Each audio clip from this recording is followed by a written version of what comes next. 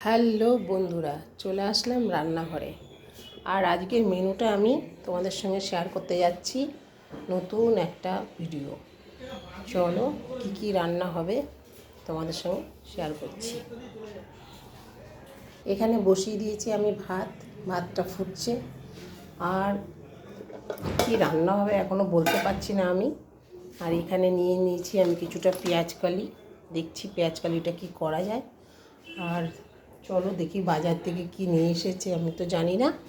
ফ্রিজে রাখা আছে, মাছ না মাংস গিয়েও দেখছি। চলো নিয়ে আসি গিয়ে।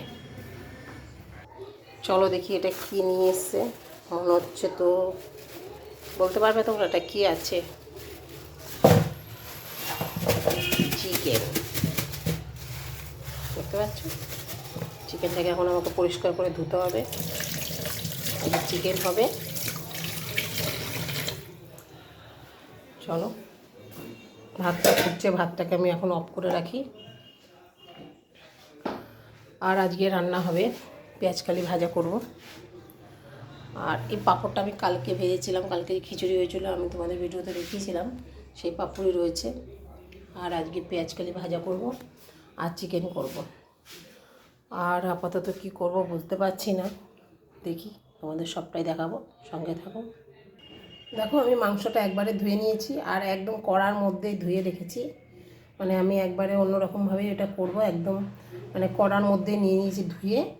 আর চলো এরপরে আমি কি করছি দেখো। দেখো আমি তোমাদের দেখিয়েছিলাম মাংসটা ধুয়ে আমি রেখেছি, তার মধ্যে আমি আর একটু কাজ করে নিয়েছি। কেন ফোনটা মানে ধরে আমি কাজ করতে পারছি না, কেন আমার ফোনটা ক্যামেরাটা ধরার কেউ নেই। তাই এখানে আমি বন্ধুরা দিয়ে দিয়েছি পেঁয়াজ কুচি, ঠিক আছে। আর আছে হলো আদা কুচি আর রসুন কুচি, এগুলোই দিয়েছি আমি। আদা আর রসুনটা এইটাই গ্রেট করে দিয়েছি, ঠিক আছে। এই মাংসটা এত সুন্দর, এত সুস্বাদু খেতে হয়, যদি না খাও বুঝতে পারবে না।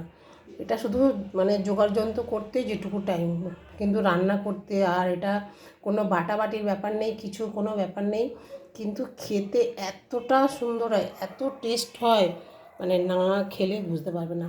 তোমরা যদি খাও তবেই বুঝবে। আমি কটা দিয়ে দিলাম গোটা রসুন, আর বাদবাকি মশলাটা আমি তোমাদের দেখাচ্ছি। দিচ্ছি টমেটো, পাকা টমেটো কাটা কেটে রেখে দিয়েছিলাম। আর এরপরে দেবো মশলাগুলো। মানে এই রান্নাটা আমি আগেও করে খেয়েছি, সত্যি মানে না খেলে বুঝতে পারবে না। এখানে দিয়ে দিলাম আমি ধনের গুঁড়ো, ধনের গুঁড়ো দিয়ে দিলাম। আর এখানে দিলাম এই যে জিরের গুঁড়ো,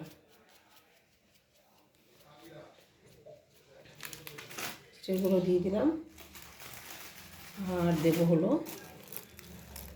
লঙ্কার গুঁড়ো।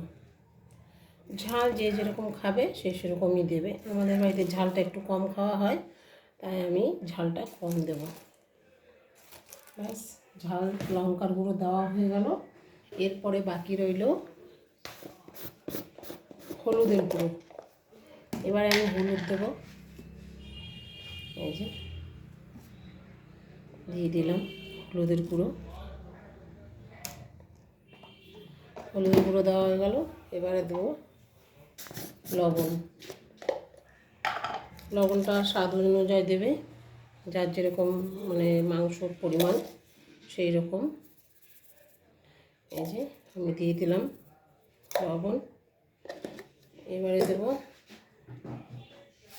আমি সব রান্নাতেই একটু মিষ্টি দেই, তোমরা যদি না দিতে চাও দেবে না, এটাই কোনো ব্যাপার না। এটা স্বাদ অনুযায়ী, মানে মিষ্টিটা দিলে তোমার স্বাদটা বেশি ভালো লাগে। দেওয়া হয়ে গেল।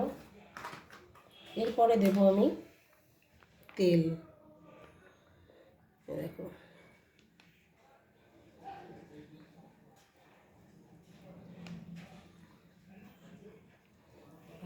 তেল দিয়ে দিলাম। আর এরপরে দেব আমি আলুটা তোমাদের ইচ্ছে হলে দেবে, না হলে না দেবে। আলুটা আমাদের বাড়িতে অতটা কেউ পছন্দ করে না, আমার একটু ভালো লাগে খেতে, ব্যাস। আর এরপরে দেবে হলো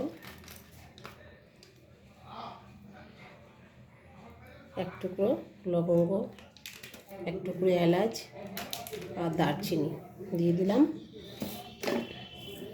এরপরে তোমাদের করতে হবে কি, এটাকে ভালো করে হাত দিয়ে মাখতে হবে, একদম সুন্দর করে মেখে ফেলতে হবে, মানে সব কিছু নিয়ে মশলা মেখে এর সঙ্গে লেগে যায়। এই যে আমার মাখা কমপ্লিট, দেখতে পাচ্ছ কত সুন্দর লাগছে মাখাটা, দেখেছ? খুব সুন্দর লাগছে দেখতে একদম। দেখো এরকম করে যদি তোমরা খাও, না খেলে তো বুঝতে পারবে না, খেলেই বুঝতে পারবে যে টেস্ট কী।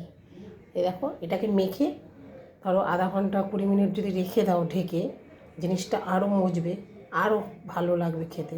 তা আজকে আমার হাতে টাইম নেই, ওই জন্য আমি এখনই চাপিয়ে দেবো। আর তোমাদের যদি ভালো লাগে প্লিজ করে খেয়ে দেখো, আর আমাকে কমেন্টে অবশ্য করে জানাবে যে কেমন লাগলো খেতে তোমাদের, ঠিক আছে? আমি এখানে ভিডিওটা শেষ করছি, নাহলে পুরোটা দেখাতে গেলে অনেক বড় লং ভিডিও হয়ে যাবে। তা আমি পুরো রেসিপিটা তোমাদের সঙ্গে শেয়ার করলাম। আর অবশ্য করে ভালো লাগলে লাইক কমেন্ট শেয়ার করে দিও please. Tata bye bye, tata.